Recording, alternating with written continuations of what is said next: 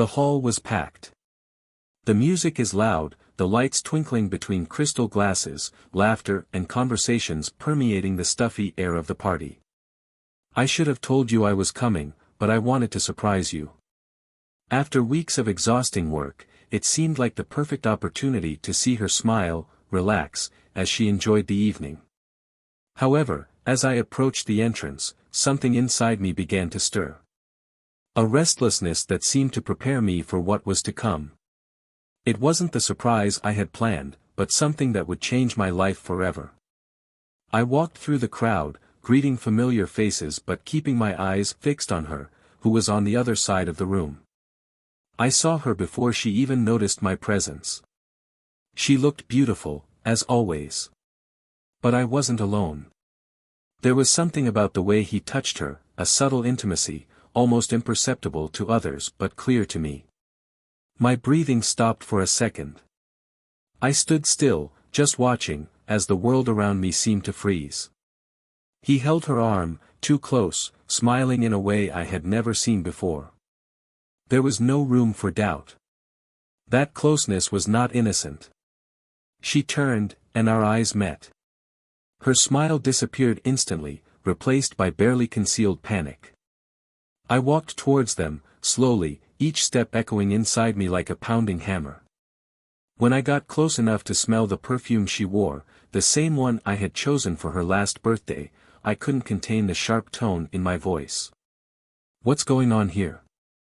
I asked, knowing that my question was rhetorical, but hoping, perhaps, for a miraculous excuse that would erase that scene.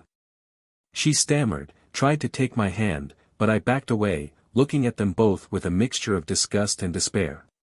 He tried to intervene, saying something about misunderstandings, but I cut him off with a look that made his blood run cold. There were no more misunderstandings there. The betrayal was explicit, naked and raw, evident in the way she avoided my eyes, in his defensive posture. All the love and trust one had built up for years seemed to evaporate in a matter of seconds. "We need to talk," she murmured, desperate. I laughed, but it was a bitter laugh, full of disbelief. How can anyone talk after destroying everything? There weren't enough words in the world to justify that.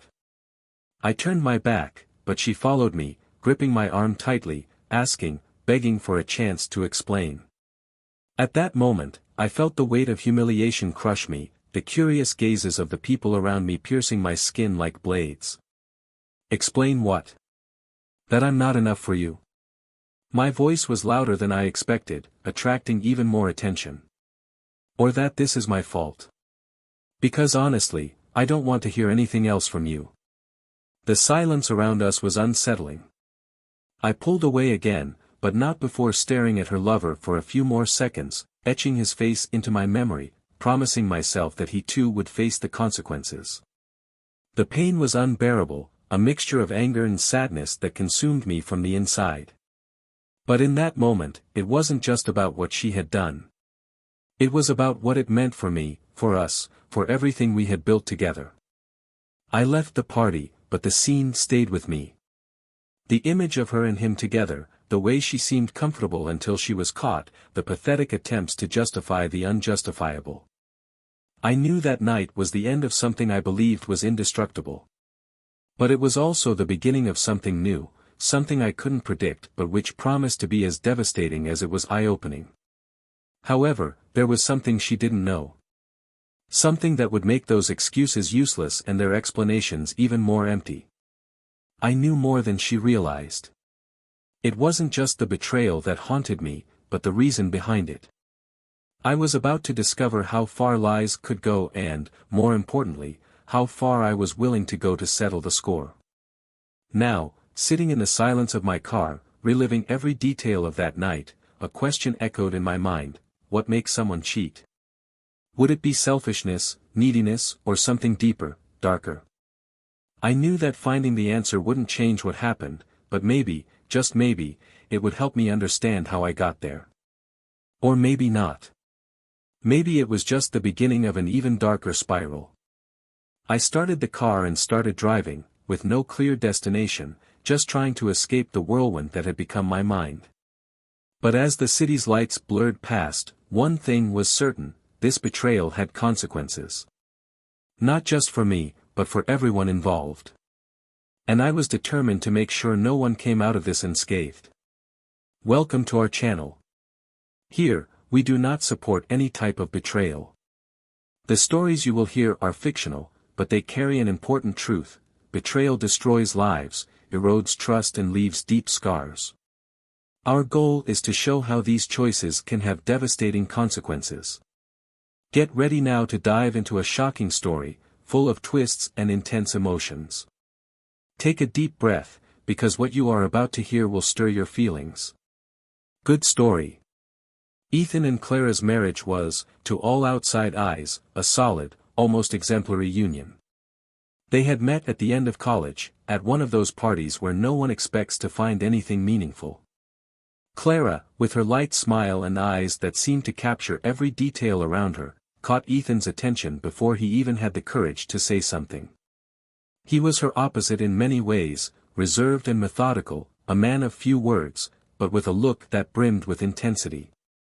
Maybe that was what brought them together. Clara saw in Ethan the stability she always sought, while he found in her the spark that was missing in his life. After 2 years of dating, they got married in a simple but meaningful ceremony. From the beginning, Ethan made a point of showing that he was willing to build a future with Clara. He worked long hours at a consulting firm, quickly rising through the ranks thanks to his dedication and ability to solve complex problems.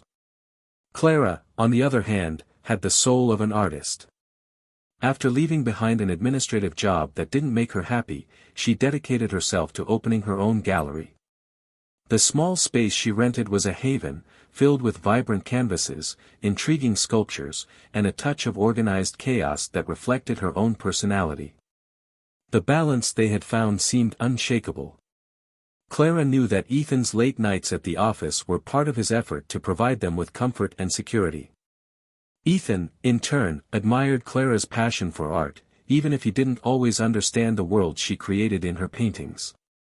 It was as if everyone had found a comfortable space to coexist, where differences were not barriers, but complementary pieces of a larger puzzle. Still, there were moments of tension. Ethan, with his practical personality, often had difficulty expressing his emotions openly, while Clara longed for spontaneous displays of affection and words that confirmed that their love was still as strong as it was in the beginning. They didn't fight often, but the prolonged silences after small disagreements carried a weight that was hard to ignore. There was a sense that they were both avoiding confronting something larger, a void that, although unnamed, seemed to lurk in the distance. Things began to change when Ethan received a promotion that brought even more responsibilities. Now, their work nights stretched into the early hours of the morning, and weekends that were once reserved for impromptu getaways or long lazy breakfasts had turned into meetings and last-minute calls. Clara supported Ethan's success, but couldn't help feeling a growing sense of loneliness. He spent more time at the gallery, finding solace in the company of other artists and the visitors who enjoyed his exhibitions. One of these visitors was a collector who began coming to the gallery regularly. At first, Clara saw him as just an interested client, someone fascinated by the art she presented. He was charming, articulate, and knew how to give compliments without sounding superficial. The conversations between them, which began with analyses of colors and textures, soon evolved into more personal exchanges. Clara, without realizing it, began to open up, sharing parts of her life that she didn't even discuss with Ethan. For her, there was nothing wrong with those interactions. They were just a relief from the days that were becoming increasingly empty. Ethan, although overwhelmed, began to notice subtle changes in Clara. His behavior seemed less predictable. She was more distant some nights, and on others she was surprisingly cheerful, as if she were carrying a secret. He tried to ignore the doubts that arose, convincing himself that they were just reflections of his own guilt for not being as present. Instead of asking directly, Ethan preferred to observe, looking for answers in gestures and words that often didn't come. At that time, the couple also faced pressure from friends and family about an issue they both avoided: children. While Ethan believed it was only a matter of time before they were ready, Clara wasn't so sure. She never verbalized her fears, but the idea of losing the freedom she cherished, or repeating patterns she saw in her own family, scared her more than she cared to admit. This silent impasse was another brick in the invisible wall that was beginning to rise between them. The upcoming wedding anniversary felt like an opportunity to reconnect. Ethan planned a trip for the two of them, something he hoped would rekindle the flame that seemed to be fading. Clara was grateful for the effort, but there was something in her expression that made him uneasy, as if she were only physically present while his mind wandered elsewhere. During the trip, Ethan tried to ignore the discomfort, focusing on the landscapes and the moments of tranquility they managed to create.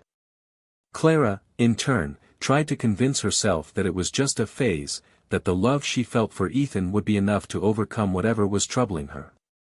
Back in their routine, the distance between them became even more evident. Ethan, consumed by work, began seeking answers to the questions that haunted him in conversations with a close friend, someone he trusted deeply. The words he heard only intensified his doubts. What if he was neglecting Clara to the point of losing her? What if it was already too late? Meanwhile, Clara sank deeper and deeper into a sea of conflicting emotions. There were times when she felt guilty, like she was betraying Ethan just by thinking too much about someone else. But there were also moments of anger, when she believed he was responsible for leaving her so alone, so adrift. She never verbalized these feelings, perhaps out of fear that putting them into words would make them too real. The arrival of a corporate party organized by Ethan's company was the catalyst for the upcoming events. Clara, initially hesitant, ended up agreeing to go. It was the kind of occasion that used to be pleasant, a chance to escape the monotony and be with him in a less formal setting. Ethan, on the other hand, saw the party as more of an obligation, something that needed to be done to keep up appearances and strengthen professional connections. That night, as they both got ready, there was a palpable tension in the air. Clara seemed distracted, as if she were dealing with something she couldn't share. Ethan, watching her silently, felt a knot in his stomach, but said nothing. He knew something was wrong, but he didn't know how to approach the issue without causing a confrontation he might not be prepared to face. They left the house together, but when they arrived at the party, the feeling of being worlds apart became even clearer. Ethan was immediately engulfed in a series of conversations with colleagues and superiors, while Clara wandered around the room, lost in thoughts and looks that she didn't know how to interpret. That night would be the starting point for something that neither of them could predict, but whose consequences would change their lives forever. The party was in full swing. Laughter erupted throughout the room, punctuated by the sounds of glasses clinking and lively conversations. Ethan circulated among the guests, shaking hands, exchanging pleasantries and fulfilling his role with the same dedication with which he conducted everything in his life. His presence was requested everywhere, but he felt something was missing. He looked around the room, trying to find Clara, but she was out of sight. A strange feeling began to settle in, a mixture of restlessness and discomfort that he couldn't explain. Clara, in turn, had moved away from the main crowd, seeking refuge in a more private corner of the room. She felt out of place, as if she were only there in body, while her mind wandered into confusing territories. He held a glass of wine with trembling fingers, observing Ethan's interactions from afar. He was surrounded by people, always with that confident look that had attracted her so much in the past. But now, she felt as if there was an abyss between them, something that words couldn't bridge. In the middle of her contemplation, a familiar voice brought her out of her thoughts. He was the gallery's collector, the man who always seemed to appear at moments when she most needed distraction. He approached her with a casual smile, asking if he could join her. Clara hesitated, but nodded. There was nothing wrong with talking, she told herself, trying to ignore the slight shiver she felt when he got closer than necessary. The conversation flowed naturally, as it always did between them. He praised her new exhibition, talked about how her works had a unique impact, and mentioned how she seemed different that night, more serious, perhaps. Clara laughed nervously, trying to shake off the tension that was beginning to build.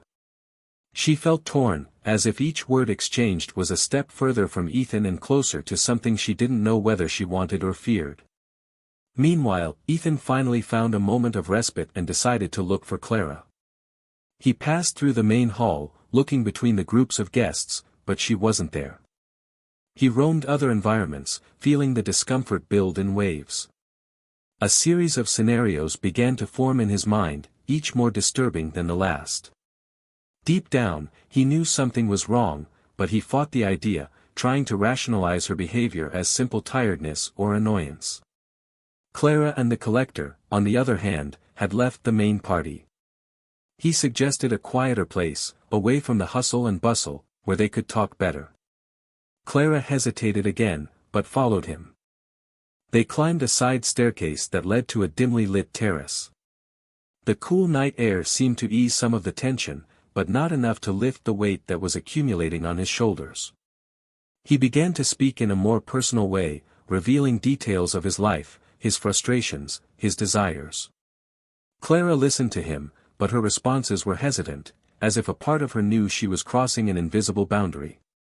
Ethan, still searching, went up the same stairs by chance. The sound of voices coming from the terrace attracted his attention. He recognized Clara's voice immediately and stopped at the bottom step, hesitating for a moment before continuing. What he saw made his heart stop. Clara was next to the man, laughing at something he had said, but there was something more. The way she tilted her head, the sparkle in her eyes, the way he lightly touched her arm. It wasn't just a conversation. It was something more intimate, more meaningful than Ethan was prepared to face. Ethan remained still for a few seconds that seemed like an eternity, trying to process what he was seeing. The feeling of betrayal began to seep like poison through his veins. He couldn't clearly hear what they were saying, but it wasn't necessary. The expressions, the gestures, everything indicated that there was something she hadn't shared with him, something that was beyond the surface of their recent estrangement. He gripped the stair railing tightly, trying to contain the explosion of emotions that threatened to consume him.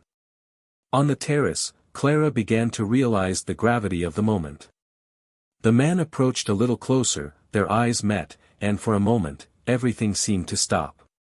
It was as if that moment represented a choice, a fork in the path she had followed for so long. But before any words could be said, the sound of firm footsteps interrupted whatever was going to happen. Ethan entered the terrace, his presence filling the space with palpable tension. Clara instinctively took a step back, while the collector straightened up, trying to maintain his composure. Ethan's eyes fixed on the two of them, switching between Clara and the man, as a cold anger formed in his expression. There was no need to say anything. The silence that followed was more devastating than any immediate confrontation could be. Clara tried to speak, but the words wouldn't come out. She knew there was no justification, no explanation that could erase the image Ethan had just witnessed. The collector, realizing the gravity of the situation, took a step back, muttering something about leaving to make room. But before he could walk away, Ethan stared at him with an intensity that made him hesitate. It was as if a silent duel was taking place, a battle of wills in which no one emerged victorious. When they were finally alone, Clara tried to approach Ethan, but he backed away, raising a hand to stop her. His eyes were filled with pain and disbelief, as if he was trying to understand how they had gotten to this point. Clara, in turn, felt torn apart, consumed by guilt and fear of what would come next. She opened her mouth to speak, but he cut her off, his voice low but firm. "Not here. Not now." Ethan turned and left the terrace, leaving Clara alone, with the words stuck in her throat and the unbearable weight of what had just happened hanging in the air.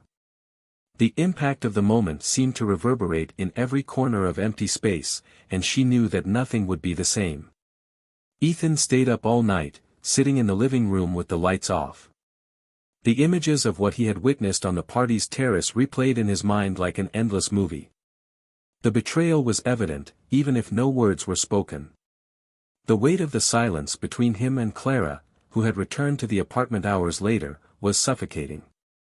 She didn't try to speak, she just passed by him like a shadow, carrying with her the guilt and uncertainty of what was to come. Ethan, however, knew that the night couldn't end there. He needed answers. As the sun began to rise above the horizon, the sound of the coffee maker interrupted the silence. Clara was in the kitchen, moving her spoon almost mechanically, as if she wanted to find refuge in a banal routine. Ethan stood up slowly, feeling tired from a night of turbulent thoughts. He entered the kitchen, and the tension in the air seemed tangible. She stopped what she was doing when she noticed his presence, but didn't look at him, keeping her eyes fixed on the cup in front of her. "There's no point trying to avoid it, Clara." Ethan's voice was calm, but carried with a firmness that made her shudder. "We need to talk. Now." Clara took a deep breath, as if gathering all the courage she had, and finally looked up at him. Her gaze was filled with remorse, but also with something more, something Ethan couldn't quite identify.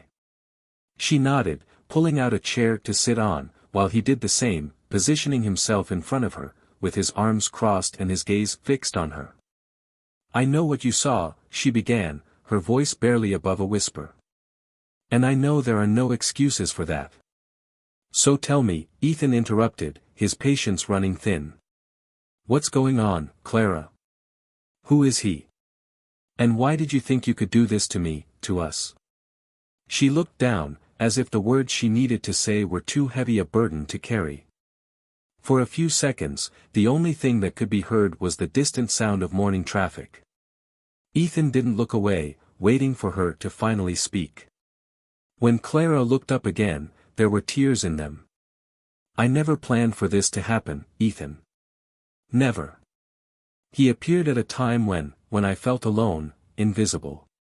You were so busy, so distant. I know it's not your fault, but I got lost." "Did you get lost?" The disbelief in his voice was palpable. "And you decided that the best way to meet was with another man?" Clara wiped her tears quickly, as if she wanted to pull herself together before he saw her completely broken.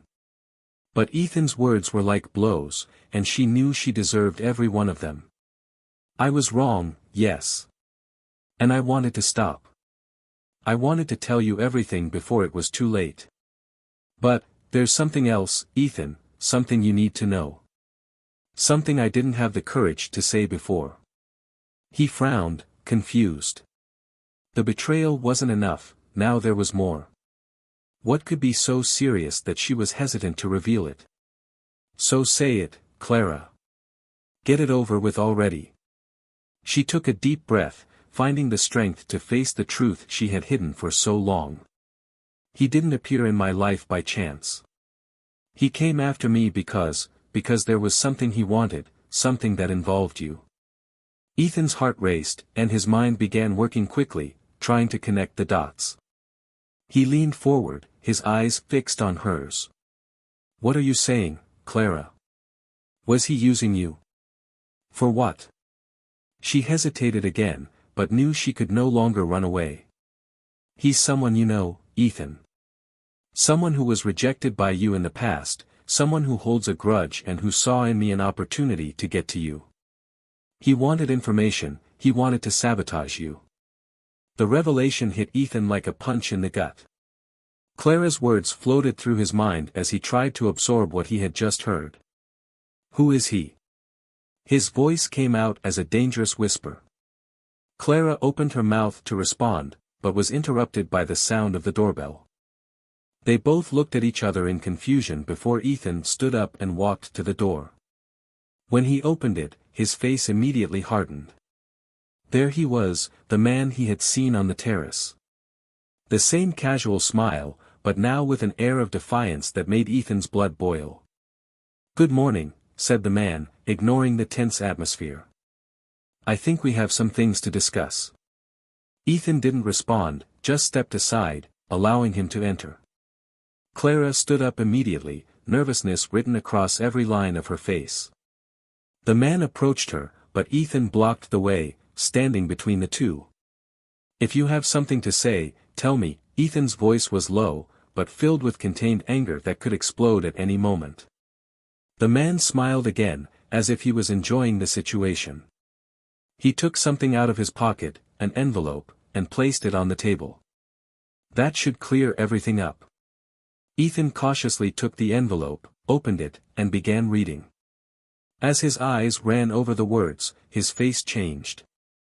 The initial shock gave way to an expression of pure hatred. He threw the papers on the table and faced the man. "Did you use my wife for this? To try to destroy everything I built?" The man shrugged, without losing his smile. "Business, Ethan. You know how it is. I just took advantage of an opportunity." Ethan took a step forward, but Clara grabbed his arm, begging him not to do anything impulsive. "Get out of here now," Ethan said through gritted teeth, his voice full of venom. The man obeyed, but not before taking one last look at Clara, who looked away, embarrassed. When the door closed, the silence returned, but now it was filled with tension. Ethan turned to Clara, his eyes filled with a mix of pain and anger. "Did you know that all along? Did you know he was trying to get to me?" Clara shook her head, desperate. "I didn't know at first, I swear. But when I found out, I was already too involved. I wanted to tell you, but I was afraid you would hate me. And now you think I don't hate you?" Ethan shouted, unable to contain the explosion. Clara started crying again, but he didn't care anymore. The secret was out, and with it, the foundations of their marriage had crumbled. Ethan turned and walked out the door, leaving Clara alone with her guilt and the wreckage of what was once a life together. Ethan left the apartment with quick steps, almost running over his own thoughts. Anger burned in his mind, mixed with the crushing pain of betrayal and the revelation that Clara had become a pawn in a dirty plot he could barely understand. The cold morning air hit his face, but it wasn't enough to clear the confusion in his head. He needed answers, but most of all, he needed distance. "I couldn't stay another second in that place, surrounded by the memories of a love that now seemed so fragile, so corroded." He took the car and drove aimlessly, the sound of the engine filling the silence he didn't want to face. The streets were still relatively calm, as if the world was unaware of the storm raging within it. After a while, he parked in front of a park that he used to frequent in his moments of reflection. Sitting on one of the benches, he looked at the horizon as he tried to organize the pieces of his life that seemed to have scattered like broken glass. Hours passed until the phone began to vibrate incessantly in my pocket. Clara. He didn't want to talk to her, but he knew he couldn't avoid it forever. He let the device ring until it stopped, but the silence was short-lived. Then a message came. Reluctantly, he opened it and saw a single sentence: "We need to finish this conversation, please." Ethan snorted, almost laughing at the irony. She wanted to end the conversation, but he felt like she was already done with much more than that. When he returned to the apartment, the silence between them was deafening. Clara was sitting on the sofa, her eyes swollen and red, as if she had spent the entire time crying. Ethan remained standing, hands in his pockets, staring at her with a mixture of coldness and disdain. She tried to speak, but he raised his hand, cutting her off before she could begin. "You have 5 minutes to say what you think still needs to be said. After that, I don't want to hear anything else." Clara swallowed hard, trying to gather the necessary courage. "I knew that every word would be judged, analyzed, and that any mistake could be definitive. I never wanted this to happen, Ethan. Never. But I felt lost." He showed up and seemed to understand what I was feeling, seemed to know exactly how to fill in the gaps that I couldn't explain to you. And by the time I realized what he really wanted, it was too late. Ethan crossed his arms, his face expressionless. "So you decided to betray our marriage. You decided to expose me, to let a stranger use you to get at me. Was that it?" Clara shook her head quickly, tears streaming down her face again. "I know I made a mistake. I know I failed you, but I didn't know how to get out of this. He manipulated me, Ethan. He used my insecurities, my weaknesses. But I never wanted to hurt you. You never wanted to hurt me." Ethan laughed, but it was a bitter, humorless laugh. "And what do you think this all did to me? What do you think it was? A little discomfort. A temporary inconvenience." She tried to respond, but the words seemed to choke her. He approached, pointing at her with an intensity that made her flinch. "You didn't just destroy what we had. You exposed me. You put our life, our marriage, my career, everything at risk. Why? Why was I lost? Why did I need attention?" Ethan took a deep breath, trying to control his voice, but the tone was still sharp. "You should have come to me. You should have said something, anything. But instead, you chose him." Clara sobbed, unable to contain the pain that spilled into his every word. "I didn't choose him. I chose error. I chose poorly, Ethan, and I know it. But you have to believe that I never wanted that to happen, ever." Ethan was silent for a moment, as if her words were finally breaking through the barrier of anger he had erected. But the pain was still deep, and the trust they had built felt distant, almost unattainable. "And now?" he asked, his voice lower, but still full of bitterness. "What do you expect me to do? That I just forget all this? That I can move on as if nothing had happened?" Clara shook her head again, not knowing how to respond. "I don't know, Ethan. I just know that I love you. Despite everything, I love you. And I would do anything to make it right." He laughed again, but this time he sounded more tired than angry. "Love is not enough, Clara. Not after that." Silence once again filled the space between them. Clara wanted to get closer, touch his hand, but she didn't know if he would allow it. And Ethan, as much as he wanted to believe her, couldn't shake the feeling of betrayal that seemed to permeate every part of his being. Finally, he sighed and turned away, walking towards the door. "I need some time. I need to think." Clara tried to stop him, but he left before she could say anything. The tears fell freely as she fell onto the couch, hugging herself as if that were enough to hold the pieces of a life that seemed to fall apart.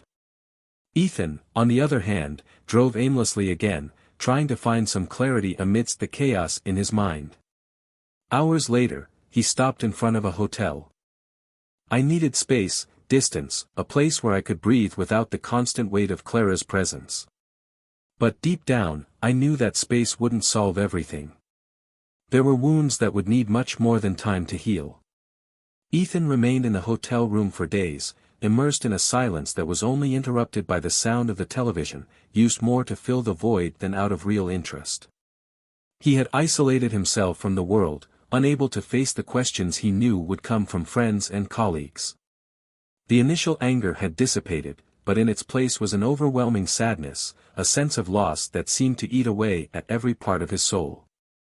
He wondered if he would have the strength to rebuild anything, be it his life, his career, or even the trust that Clara had destroyed. Clara, on the other hand, was fighting her own storm. Ethan's absence from home was a constant reminder of his choices and the consequences that had followed. Every corner of the apartment seemed filled with memories, from the happy moments they shared to the more recent ones filled with tension and distance. She spent her days turning over her thoughts, trying to find a way to repair the irreparable, but each attempt seemed to bring her back to the same point, the recognition that she had crossed a line from which she might never return. One night, Ethan decided to go outside for some fresh air. He walked along quiet streets, where streetlights cast soft shadows on the ground. He had no destiny, just the desire to escape, however briefly, the weight of his own emotions. It was then that he found himself in front of a small, almost empty bar. He entered without thinking much, sitting at the counter and ordering a drink. The bartender, a friendly-looking middle-aged man, served the order and began a casual conversation. Ethan, initially reluctant, eventually relented and shared part of his story, omitting names and specific details. The man listened silently, occasionally nodding or offering a word of empathy. When Ethan finished, the bartender sighed, wiping a glass with a worn cloth. "You know, guys like you always come around here. They think they are the only ones carrying the weight of the world on their shoulders, but the truth is that we all have our scars. The question is, what are you going to do with yours? The simplicity of the question caught Ethan by surprise. He had no answer. I didn't know what I would do or even what I could do. I just knew that continuing in that limbo was unsustainable. Meanwhile, Clara decided to act. I could no longer bear the inertia, the waiting for Ethan's return or for a decision that might never come. He picked up the phone and scheduled a meeting with a couples therapist, even though he didn't know if Ethan would agree to participate. She knew she needed to try, needed to show him that she was willing to do whatever it took to rebuild what they had lost, even if it meant facing her own flaws and insecurities. The next morning, Ethan received a message from Clara. She didn't beg, she didn't make empty promises. It was a simple invitation: I have a session with a therapist. I'd like you to come, but I understand if you don't want to. He stared at his cell phone screen for long minutes, undecided. Part of him wanted to ignore the message, but another part, perhaps the more rational one, knew that avoiding Clara forever was not a solution. Hours later, Ethan found himself in a small office, sitting in an uncomfortable armchair, with Clara at his side and a therapist watching them with a calm, attentive gaze. The beginning of the session was tense, full of long silences and short answers. Clara tried to express her regret and explain how she had gotten to that point, but Ethan remained distant, his arms crossed and his face rigid. I don't know if this can be fixed, he finally said, his voice full of pain. I don't know if I can look at her and not see what happened, not feel this betrayal. The therapist, without flinching, leaned slightly forward. No one can guarantee this will be fixed, Ethan. But what we can do here is create space for both of us to understand what really happened, so that we can decide, clearly, what to do about it.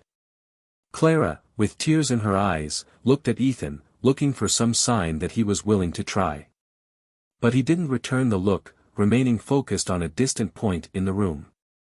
In the days that followed, Ethan delved into memories of his relationship with Clara. He relived the early years, full of passion and enthusiasm, but he also revisited the most difficult moments, the periods when both seemed to be on opposite paths. He realized that Clara's betrayal was a symptom of something bigger, a void that had been growing between them for a long time, but that didn't make the pain any less intense.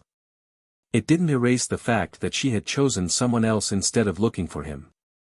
Clara, in turn, dedicated herself to confronting her own weaknesses.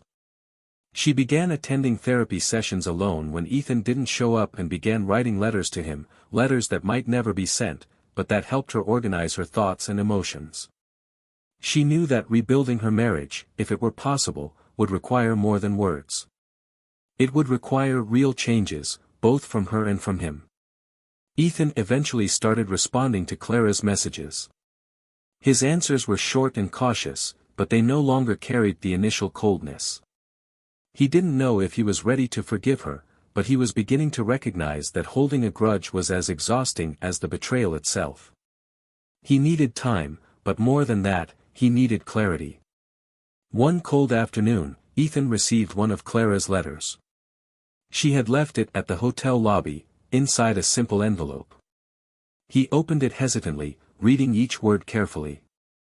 The letter was not a request for forgiveness or an attempt to justify his actions. It was an honest, raw account of how she had lost herself, how she had allowed her insecurities to lead her to make decisions that destroyed what she valued most. She didn't ask him to take her back, but expressed her desire to be better, for herself and, perhaps, for him. Ethan folded the letter carefully and placed it on the table. He felt something shift inside him, something that wasn't exactly forgiveness, but an opening to consider that the love they shared, despite being hurt, could still have value. He knew the road ahead would be long and uncertain, but for the first time in a long time, he allowed himself to believe that maybe there was a chance. Not to forget, but to rebuild, piece by piece, something that could be called the future. Months had passed since the last time Ethan and Clara had shared the same space for more than a few minutes. Attempts at couples therapy were abandoned, replaced by a silence that spoke more than any session could have done. They had both chosen to go their separate ways, but what it meant to move forward was different for each person. Ethan, determined to rebuild his life, focused on work and rediscovering who he was outside of his role as a betrayed husband. Clara, on the other hand, immersed herself in a process of self-discovery, trying to understand how she had allowed her own insecurities to lead her to the point of losing everything. Ethan finally found himself at a point where Clara's memories no longer dominated his every thought. He had moved into a new home, a simpler, more functional space that reflected his new approach to life. He maintained sporadic contact with friends and colleagues, but avoided in-depth conversations about the past. One night, while reviewing documents for a new project, he received an unexpected message. It was Clara's. Not a long letter, not a request for reconciliation, but just one sentence: "I hope you are well. Thank you for everything I learned from you." Ethan read the message several times before deleting it. He didn't respond, but he felt something inside him quieten. It wasn't complete forgiveness, but perhaps a step toward it. He knew he needed to leave the past behind, not to forget, but to move forward authentically. He started frequenting local cafes, spaces where he could interact casually without the weight of expectations. It was in one of these places that he met Sarah, a woman with a light spirit and easy conversation. The interactions began unpretentiously, but over time, something deeper began to form. She was different from Clara in many ways, but what caught Ethan's attention most was the simplicity and honesty she brought with her. Meanwhile, Clara found a new purpose in art. Her gallery, which once felt like an extension of her insecurities, has become a space for genuine expression. She began creating pieces that reflected her internal journey, exploring themes of loss, redemption and self-discovery. These works attracted attention, not just from critics, but from people who saw themselves represented in the vulnerability she exposed. Clara also began to get involved in community projects, teaching art to young people in difficult situations. "I felt like I was finally contributing in a meaningful way, something that previously seemed unattainable." The man who had been the catalyst for all the destruction did not emerge unscathed either. His actions, motivated by revenge and selfishness, came back to haunt him. His involvement with Clara and the scheme against Ethan were exposed, destroying his professional and personal reputation. He lost the job and connections he valued so much, and was forced to face the consequences of his choices in isolation. With no one to blame but himself, he was forced to face the true extent of the damage he had caused. Months later, Ethan and Clara met by chance at an art exhibition. It was an unexpected moment, but not as uncomfortable as Ethan had feared. Clara was accompanied by a group of young artists, passionately explaining their works, while Ethan, there only as a visitor, watched from afar. In a moment, their eyes met, and she smiled. Not a smile of hope or longing, but a smile of gratitude. He reciprocated, feeling for the first time that he had closed that chapter. Later that same day, Ethan met Sarah for dinner. As they talked about future plans and laughed over trivial stories, he realized that although the scars from the past were still there, they no longer defined who he was. He had found something new, something worth building, and that was enough. Clara, in turn, returned home that night with a similar feeling. She hadn't gotten back the love she lost, but she had found something more valuable, a version of herself that was honest, resilient, and willing to grow. She knew her path would still be full of challenges, but she also knew she was better equipped to face them than she had ever been before. This story shows that betrayal destroys, but also teaches. It teaches about choices, about consequences and, above all, about the power of starting over. Comment what you thought of this story and which part caught your attention the most. Subscribe to the channel to follow more intense narratives like this. And remember, our channel does not support any type of betrayal. Here, we show how these choices can impact lives in profound and lasting ways. Until the next story.